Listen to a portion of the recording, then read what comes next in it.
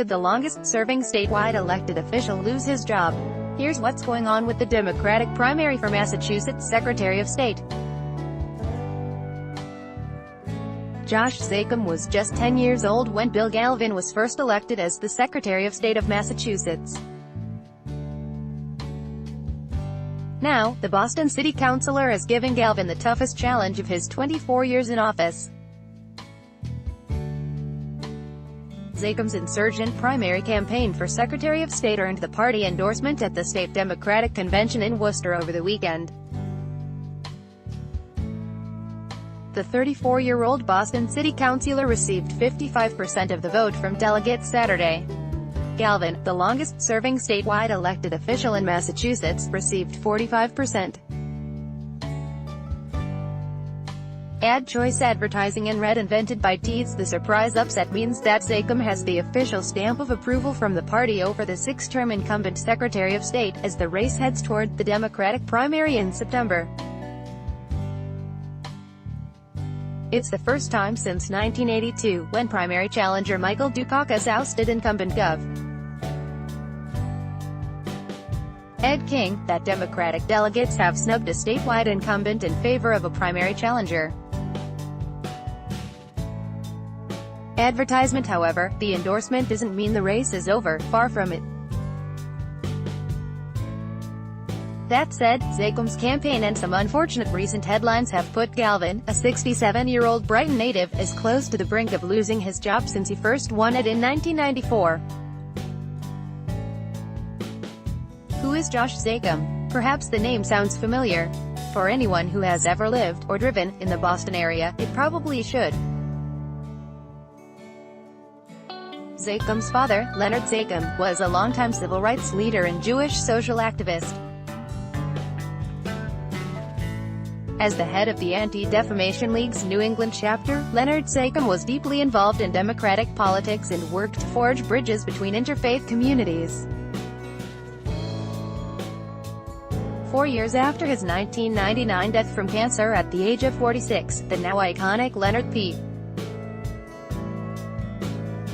Zakim Bunker Hill Memorial Bridge was named in his honor.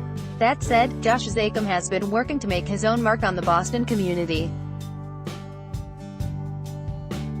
In 2013, the Back Bay attorney was elected to the City Council, where he now chairs its Committee on Civil Rights. In 2014, he authored the Trust Act, which was signed into law by Mayor Marty Walsh and enacts some sanctuary city protections in Boston. He has also spearheaded efforts focused on expanding affordable housing and making it easier to vote. Zakim was elected to his third two-year term last November.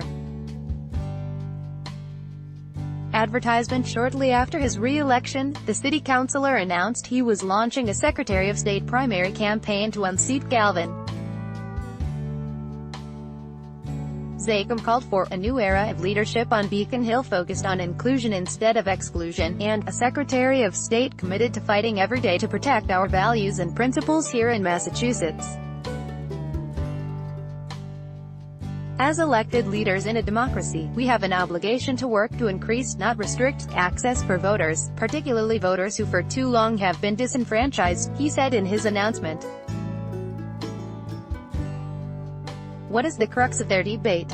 From the start of his campaign, Zakim has centered his campaign around voting rights, calling for policies to boost voter turnout, including same-day registration, which 17 other states, including 3 in New England, have expanded early voting, and weekend elections. He has even criticized Galvin for the date of the state primary elections. In response, Galvin has pointed to his experience and record of accomplishments in office. His campaign highlights his work to increase voter registration in Massachusetts and, in 1997, the then first-term Secretary of State convinced lawmakers to ban and replace the punch card voting system that would become infamous 3 years later in Florida. Galvin's website describes him as one of the state's premier election law specialists. I have taken our state forward in many directions in a positive way, he said during his convention speech Saturday, according to the State House News Service. First and foremost on elections, when I came to office there was not a central voter registry, there was no motor voter, there was no mail-in registration. Created that in Massachusetts and we set a standard for the nation. Advertisement. However, the job of Secretary of State isn't only about elections. Wide-ranging, unflashy position is also the top official in the state securities division. As such, Galvin has modernized the state's business filing system and led several high-profile fraud lawsuits against financial firms. In an interview with the Boston Globe after Zakheim announced his campaign back in November, Galvin said he was proud to be the state's top vote-getter because of my record. I'm going to continue doing what I do, he said. However, to some extent, Zakheim's challenge appears to have forced him to change things up. Since the city councilor launched his campaign, Galvin has publicly backed bills to implement same-day voter registration, as well as automatic voter registration. In each case, Zakheim has characterized Galvin's recent moves as cynical attempts to preempt his upstart campaign, calling the same-day registration bill late to the party and the automatic registration proposal long overdue. Some delegates at the convention also noticed Galvin's timing. It's only when Zakheim got in the race that Galvin started talking about basic reforms, Chuck Collins, a 58-year-old delegate from Jamaica Plain, told the Globe in Worcester over the weekend.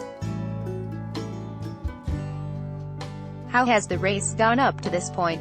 The momentum, if such a thing exists, appears to be on Zakheim's side. Having received support from local officials and state lawmakers in his race against the establishment candidate, Zakheim celebrated perhaps his biggest endorsement last week, Rep. Seth Moulton, who himself beat a Democratic incumbent in 2014 and has raised his national profile backing similar outsider candidates. Additionally, as Politico's Lauren Dezenski first reported, Walsh privately directed the roughly 800-member Boston delegation to back Zakheim at the convention. He won by a margin of 393 delegates. Normally under the radar, Galvin has also been the subject of some negative headlines since the primary race began heating up. In March, Lawrence Mayor Dan Rivera told the State House News Service that he received a phone call from Galvin just hours after endorsing Zakheim. The call quickly got heated, with Galvin reportedly accusing Rivera of disloyalty. Verbatim, he said, "I made you mayor, you don't forget words like that," Rivera told the service.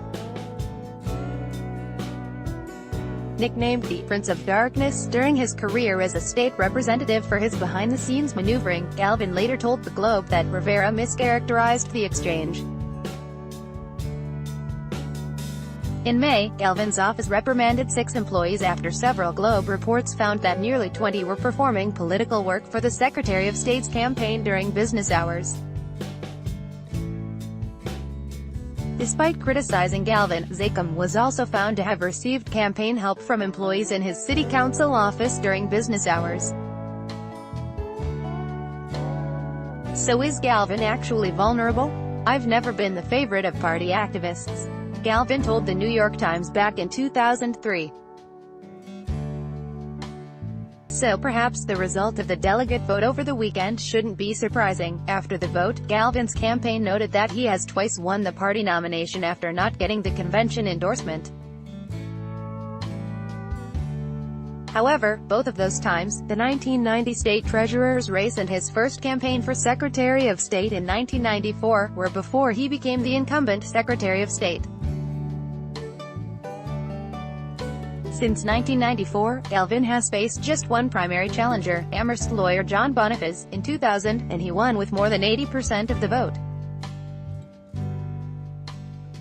According to the most recent filing reports, Galvin's campaign also has more than $2.6 million on hand, compared to the roughly $500,000 that Zakheim has at his disposal. The 34-year-old city councilor told WGBH that he expects to be vastly outspent. But anecdotally, as Dzezinski noted at the convention, Galvin's campaign may be a bit rusty. There was no sign of signs, shirts, buttons, or anything visible for supporters from the Secretary of State's team. Dzezinski wrote Monday. Galvin's got just shy of 100 days to fire up his campaign mechanism before primary day. Whoever wins the September 4th primary is expected to take on Republican candidate Anthony Amore in the general election. But given the political demographics of Massachusetts, the Democratic primary may ultimately prove to be more decisive. Zachem has pointed to the efforts by President Donald Trump's administration to restrict voting rights to accentuate the importance of his candidacy. The particular point of emphasis comes as Democratic activists at the convention demanded more forceful opposition from their elected officials. Still, Galvin, who has repeatedly pushed back against the Republican administration, argued that "my skills and my knowledge and my expertise" was the best way to protect future elections. During his speech Saturday, he coyly invoked his opponent's messaging in his warning to delegates. "If you don't think the Russians and Donald Trump are going to try to affect the election in 2020, I think I've got a bridge to sell you," Galvin said. By Taboola sponsored links promoted links you may like eye candy top 20 most expensive dogs in the world eye-candy to know daily.info at these foods to boost your immune system at daily.info 100 journal news top 10 restaurants in London 100 journal